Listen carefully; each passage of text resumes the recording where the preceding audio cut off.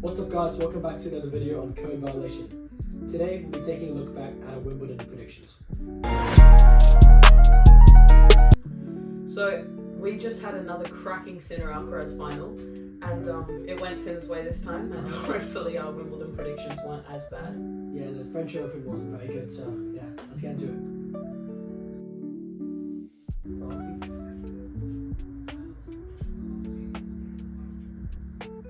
Alright, so you picked Carlos Alcaraz to win, which is a fair pick considering he had just won the French Open. Yeah. And two-time defending champion. He made the final, so it's a good pick. Yeah, look, considering the final and the last two sets, I think he was a bit off, to be honest. I'm pretty happy with it. Yeah. He was the clear favourite before the Yeah. I don't think anyone thought Sinner was going to win. No. Yeah.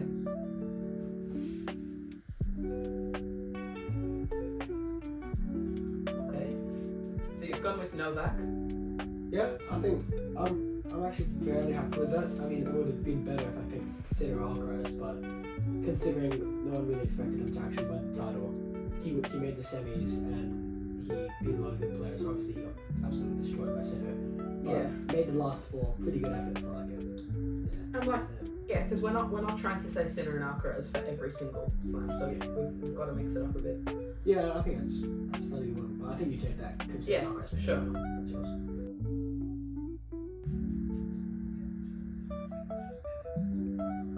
So I've gone with Ben Shelton, and considering he made his first quarters at Wimbledon, I'm pretty happy with that. Yeah, I think the problem with him in the slams this year and going into the future is that he plays a really good first week, gets into the second week, quarter semis, then he runs into Sinner and Alcaraz and he can't gets it up. So considering he went to Sinner, that was a pretty good pick, I think. And it was a great match. Yeah, it was too. It was really good. So I'm pretty happy with that. So unfortunately I did pick Tommy Paul, and to quote myself, semi-finals is doable, and he did lose in the second round in 4 sets to Sebastian Offner. Yeah. So, not the highest caliber of player. I don't know, I can understand my logic behind that pick considering he won Queens last year and he's a really good mover on the grass, and he's pretty all-round player, but maybe maybe he's injured or something was up with him, but yeah, that's a terrible prediction to be fair. Pretty terrible. I think that one goes to me as well. Yeah, I think that's... Alright, let's see what's next.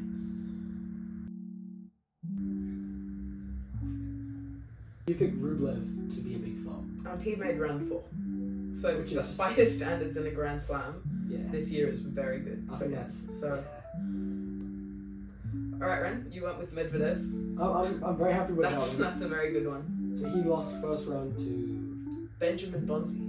Oh, that's right, yeah. Yeah, Medvedev doesn't do well on the grass, but I'm happy with that pick. Yeah, I was surprised about Ren's pick coming off of a Halle final. Halle final, yeah. And exactly. And yeah, you really picked that. That was a good one. Yeah, it's a good one. Alright, so 2-1.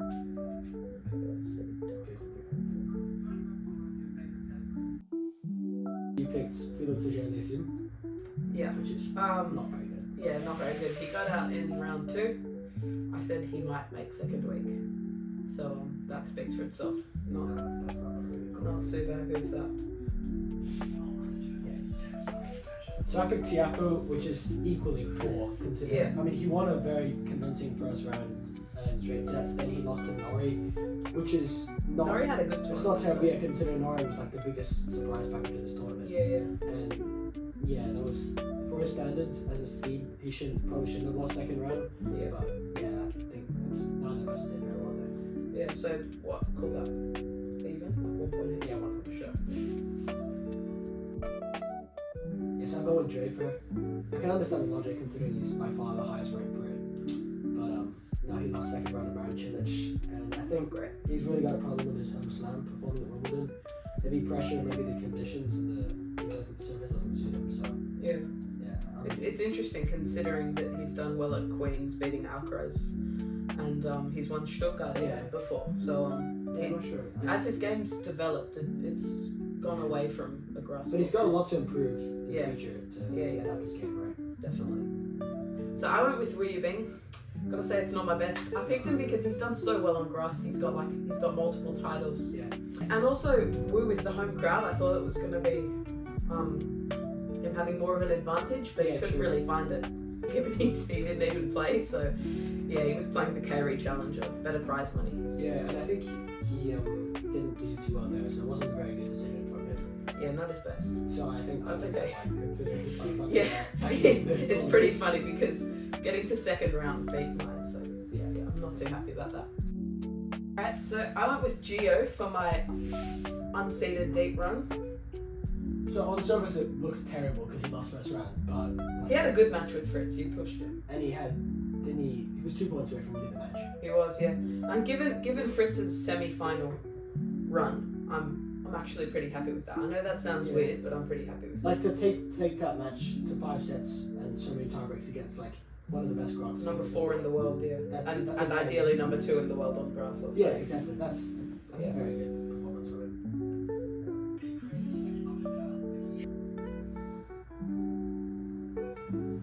Okay, so I want the Greek score with the logic that because he's unseeded, he's 34 in the world, which is just outside the seeding. But that completely wasn't even close because he lost to Brooksby in straight sets. Yeah.